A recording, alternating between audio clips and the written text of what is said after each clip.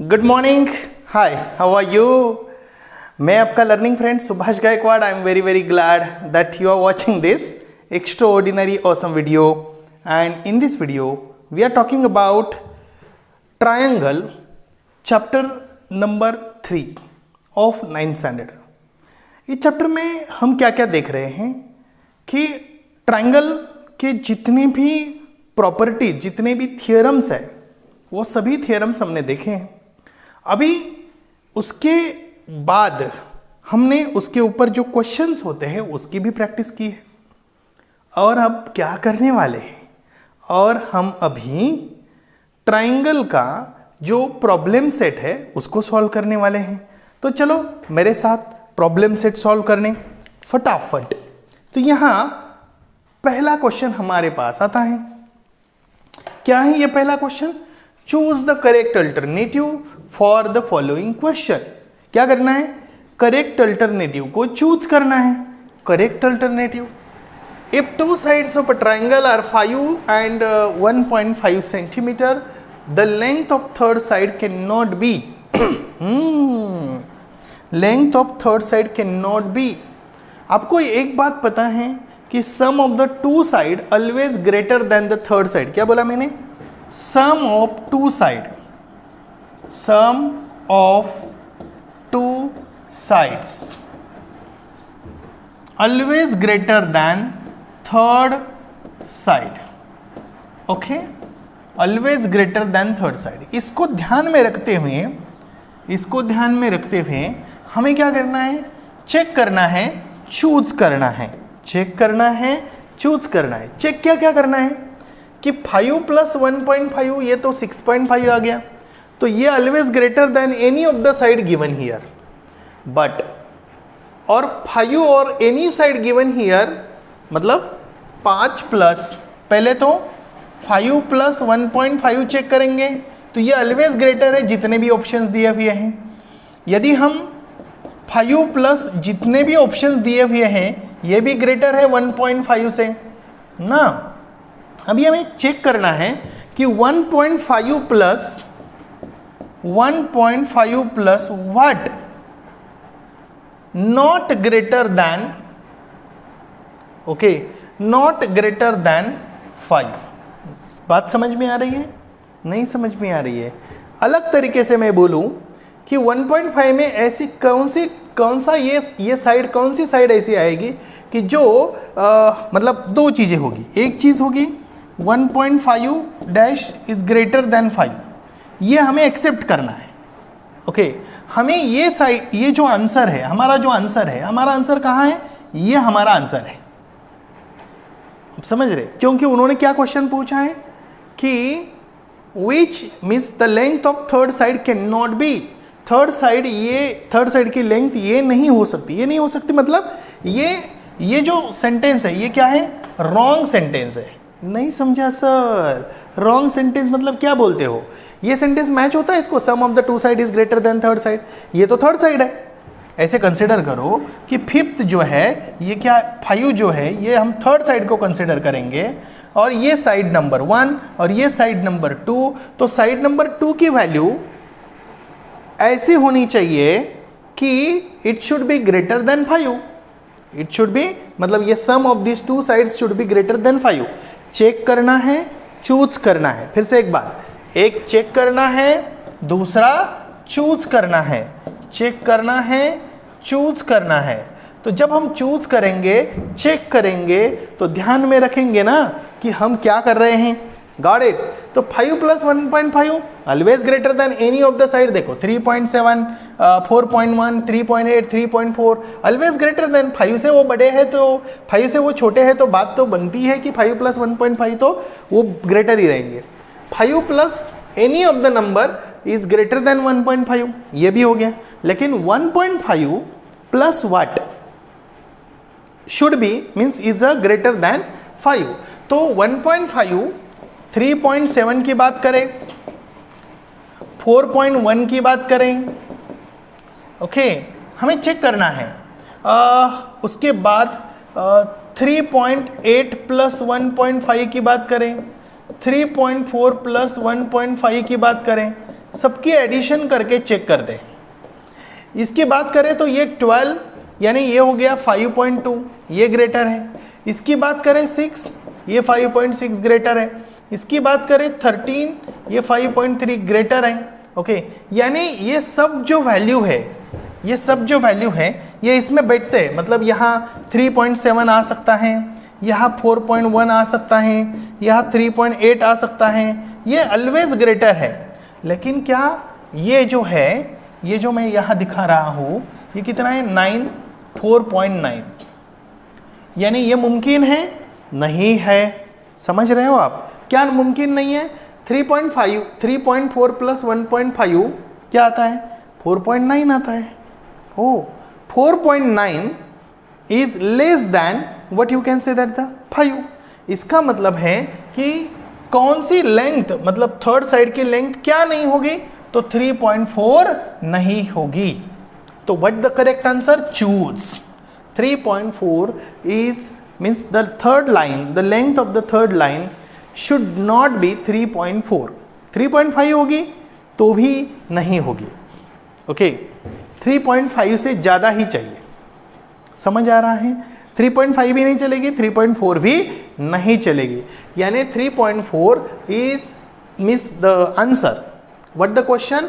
If two sides of a triangle are 5 and 1.5 centimeter, the length of its third side cannot be। समझ रहे हो आप? क्योंकि sum of the two sides always greater than the third side। वो side कौन सी भी हो, तीनों साइड का कैलकुलेशन करके देखो। मतलब ये ट्राइंगल है तो यहाँ आप 5 का कैलकुलेशन करो, 1.5 एंड 3 एनी नंबर, मतलब 6, 7, 8। तो ये दोनों का कैलकुलेशन करो पहले, फिर ये दोनों का कैलकुलेशन करो, और फिर ये दोनों का कैलकुलेशन करो।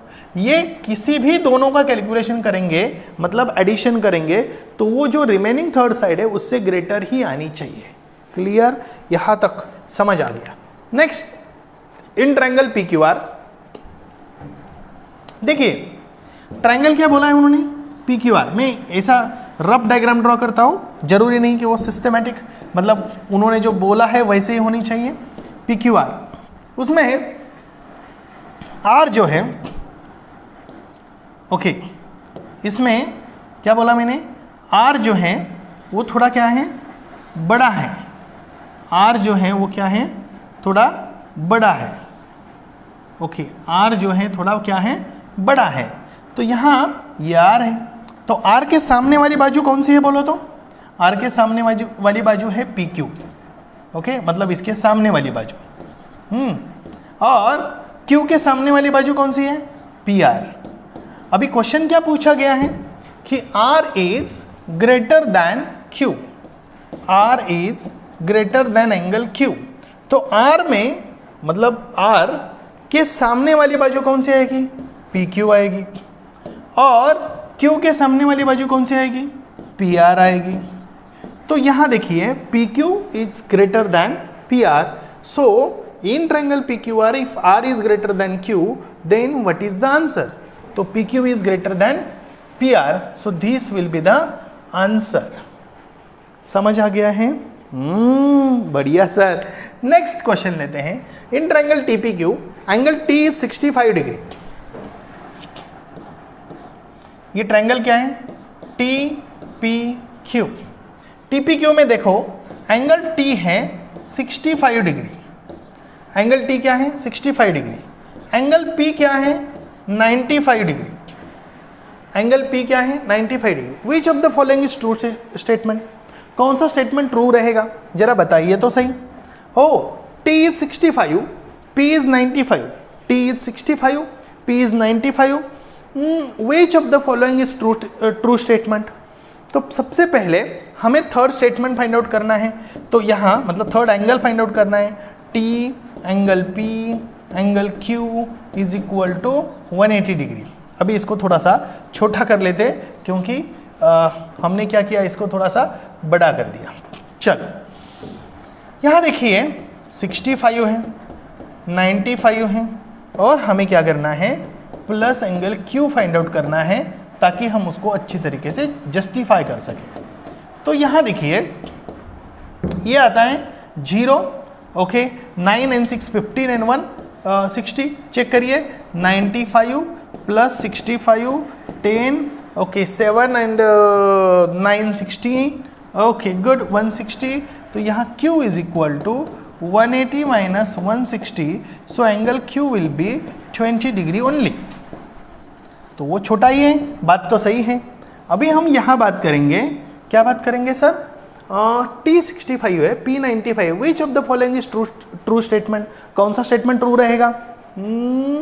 अभी मुझे ये बात बताना है कि सबसे बड़ा एंगल कौन सा दिखता है। देखिए आप इसमें जरा चेक करिए कि 95 is greater then angle 65 is greater then angle 20, मतलब मेजरमेंट ऑफ एंगल। ओके, तो ये 95 क्या है? 95 तो एंगल P है। ओके 65 क्या है? तो एंगल T है। और 20 क्या है? तो एंगल Q है। अभी मैं आपको डायग्राम में ना देखते हुए भी बता सकता हूँ, और आप भी बता सकते हैं कि P के सामने वाली बाजू कौन सी रहेगी? QT या TQ? यहाँ TQ दिया है तो TQ रहेगी। ओके, T के सामने वाली बाजू कौन सी रहेगी जरा बता दो। तो T के सामने वाली बाजू रहेगी PQ, और Q के सामने वाली बाजू कौन सी रहेगी? PT या TP?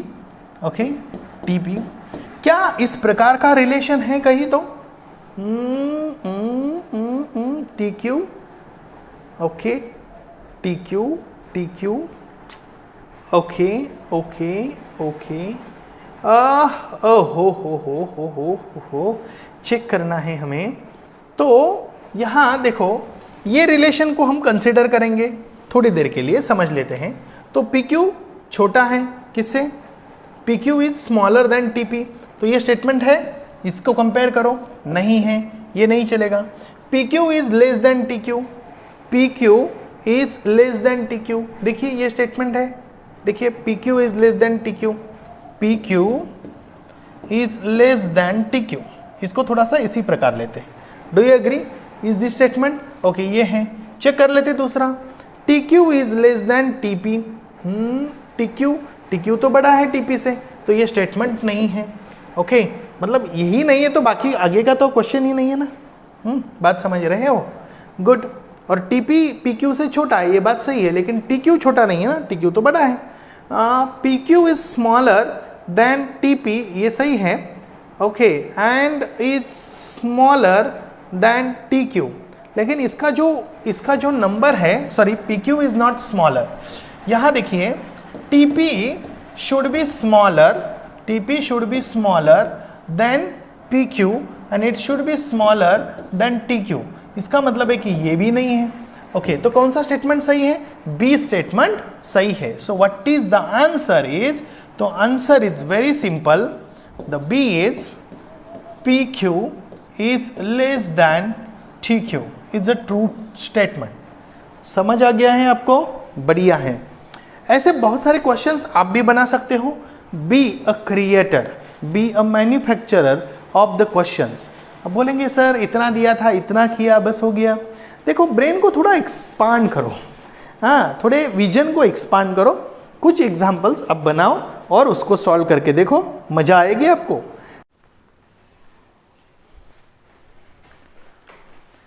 So students, this is a second example.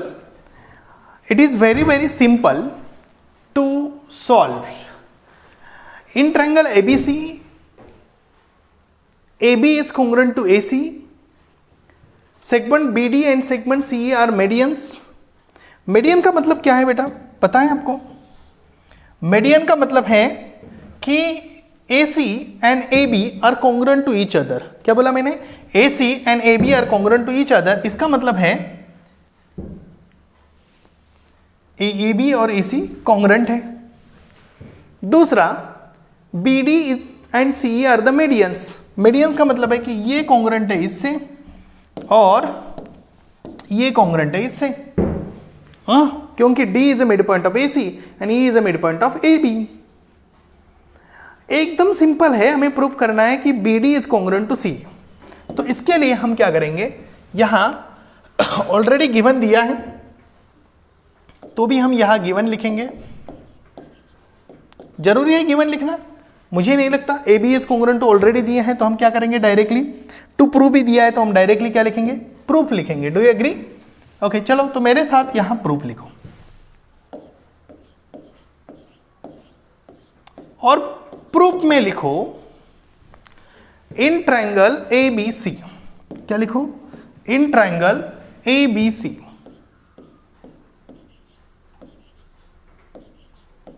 In triangle A B C. A B C में देखो, in triangle A B C, A B is congruent to A C. देखो दो तरीके से हम जा सकते हैं। सबसे पहले हम जो दिया है उसको कंसिडर करते करते जाएंगे। तो A B is congruent to A C, do you agree? It is given A B is congruent to A C. If A B is congruent to A C, then angle A B C is congruent to A C B. Okay, दूसरी एक बात है, क्या है? A B is congruent to A C. अभी एक बात मैं बताता हूं, ये जो गिवन दिया है इसको हम एक नंबर ही क्यों ना दे दें?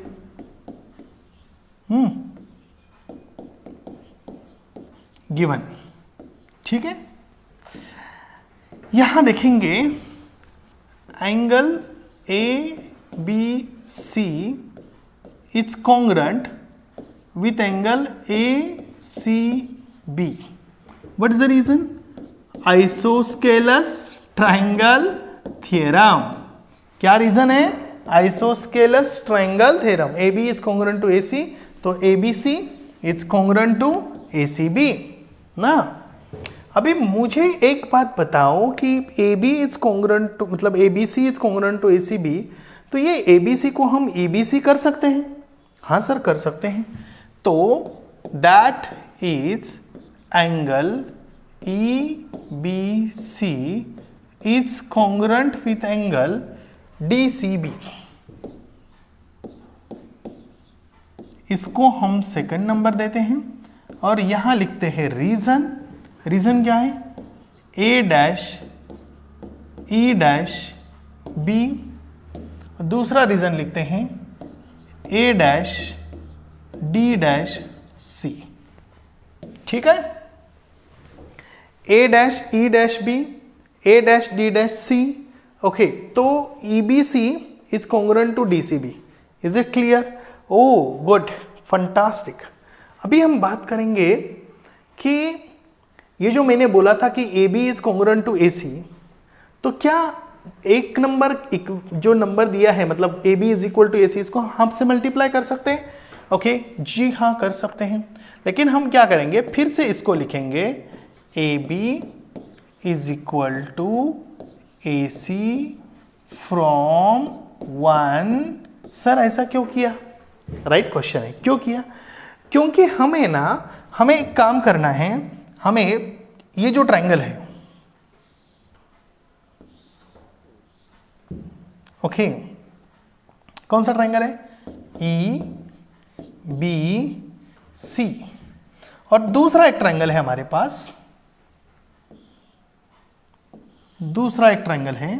ओके, मेरे ख्याल से ये जो जगह है ना, इसको मैं थोड़ा सा जस्टिफाई नहीं कर पा रहा हूं, इसको जरा जस्टिफाई करेंगे हम पहले अच्छी तरीके से। ओके, ये हमारा एक ट्रायंगल है, इसको हम DCB कंसिडर करेंगे, और इसको हम इसको हम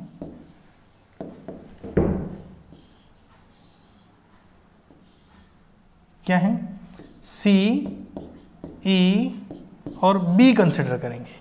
करना क्या है? करना सिंपल है कि ये दोनों कॉन्ग्रुएंट रहेंगे। कौन दोनों कॉन्ग्रुएंट रहेंगे? BE congruent CD। कैसे रहेंगे बोलो?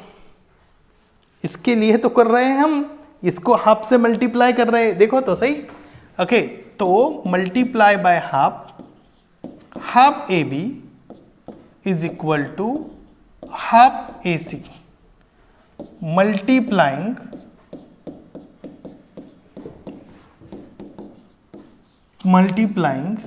Bye half on both sides, multiplying by half on both sides. Do you agree? multiplying by half on both sides. Half of AB is equal to half of AC. Half of AB is equal to half of AC. अभी मैं एक बात बताता हूँ, half of AB is equal to half of AC, तो half of AB है क्या? तो B है। तो यहां देखेंगे, इसको मैं 3 नंबर देता हूं और 4 नंबर में लिखता हूं B is equal to half of AB। इसको मैं 4 नंबर, ये 3 नंबर लिखा था क्या मैंने? हाँ, बढ़िया। Okay, and CD is half of AC। इसको मैंने 5 नंबर लिखा। क्यों बोलो? इसका रीजन और इसका रीजन क्या क्या है मैं बताता हूं। देखिए, E is mid point of AB, yes और यस, तो B is half of what? AB। तो E is mid point of AB and D is midpoint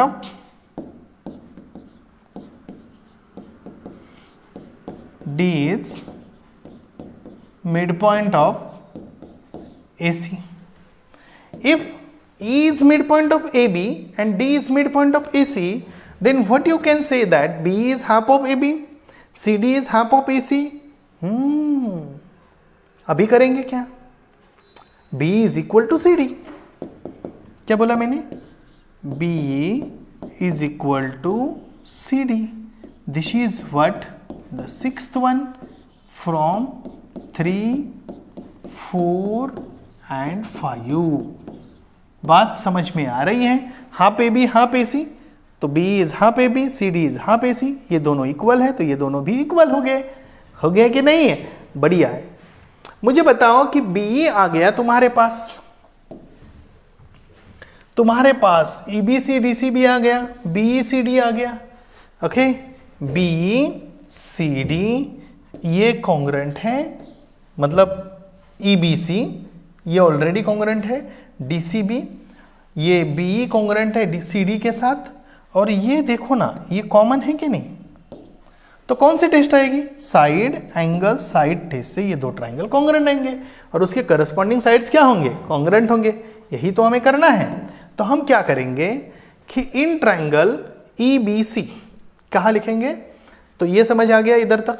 किसी को कोई डाउट नहीं? अभी हम क्या करेंगे, यहां देखिए कि in triangle EBC, in triangle EBC and triangle EBC लिखा, DCB लिखते हैं। DCB। मुझे बताओ कि EB किससे कॉन्ग्रुएंट है? जरा देखिए तो। BE किससे कॉन्ग्रुएंट है? CD से कॉन्ग्रुएंट है। चलो लिखो तो, क्या है? BE segment B is congruent to segment CD. From what the number given here? 6th. From 6th. 6 से हमें पता चलता है, ओहो, angle ABC, angle EBC is congruent with angle DCB. What is the reason? Oh, good. Reason तो पता होना चाहिए। फ्रॉम सेकंड, देख रहे हो आप? Okay, from second. और सर एक बात बताओ ना, और क्या है? BC is congruent to CB. BC is congruent to CB. Segment BC is congruent to segment CB is what you can say that common side, and therefore you can say that triangle EBC is congruent with triangle DCB. What this test is called as a yes, a yes test of congruency, and then you can say that if that is, then b, what that b, oh what that abc है, okay abc है और dcb है, तो ec is congruent to bd, या c is congruent to bd, and therefore c is equal to bd corresponding sides of congruent triangle, corresponding sides of congruent triangle, hence proved, hence proved, ये proof हो गया। Got it, बढ़िया है। ध्यान से देखिए, इसको मैंने एक दफा फिर से रिपीट कर रहा हूं। ट्रायंगल एबीसी लिया, ट्रायंगल एबीसी में AB is congruent to AC, बात समझ में आ गई। तो एंगल ABC ये कॉन्ग्रुएंट है ACB से, ये समझ में आ गया। तो EBC आप समझ रहे हो, ABC के बदले मैंने क्या लिया, यहां से स्टार्ट किया EBC एंड DCB, यानी EBC और DCB यहां से स्टार्ट, ये किया, ठीक है। ये लेने के बाद AB ऑलरेडी AC से कॉन्ग्रुएंट है, तो दोनों का हाफ लिया, तो इसका मतलब B ये हाफ है AB से और CD हाफ है AC से, तो B एंड CD कॉन्ग्रुएंट हो गए। बात इधर तक समझ में आ गई। हमें यहां से इसको उठाना है और यहां से इसको उठाना है, ये दोनों का इस्तेमाल करना है। यहां हम ट्रायंगल ले रहे हैं, इन ट्रायंगल ABC DCB, तो BA ऑलरेडी कॉन्ग्रुएंट है, BE इससे कॉन्ग्रुएंट है। दूसरा ये जो एंगल है ये इससे कॉन्ग्रुएंट है, और ये तो कॉमन साइड हो गई, ठीक है। तो इसका मतलब है BECD EBC DCB and BCCB common side. So side angle side test से ये दो ट्रायंगल कॉन्ग्रुएंट हो गए। यदि ट्रायंगल कॉन्ग्रुएंट हो गए तो उसके करस्पॉन्डिंग साइड्स भी कॉन्ग्रुएंट होने ही है। तो CE is congruent to BD, and that's we have to prove. The median drawn in a isosceles triangle are congruent. क्या बोला? The median drawn in a isosceles triangle are congruent. Got it? Okay. तो हम क्या करते हैं, next video में क्या देखते हैं, नेक्स्ट टॉपिक को देखते हैं। तब तक के लिए इसको अच्छी तरीके से प्रैक्टिस करें। पहले 3 एग्जाम्पल बिल्कुल choose the correct alternative simple थे, और ये क्वेश्चन भी सिंपल है। इसको थोड़ा प्रैक्टिस की जरूरत है। आप जरूर इसको कम से कम 3 बार प्रैक्टिस करेंगे और आगे जाएंगे। Got it? Thank you, bye bye.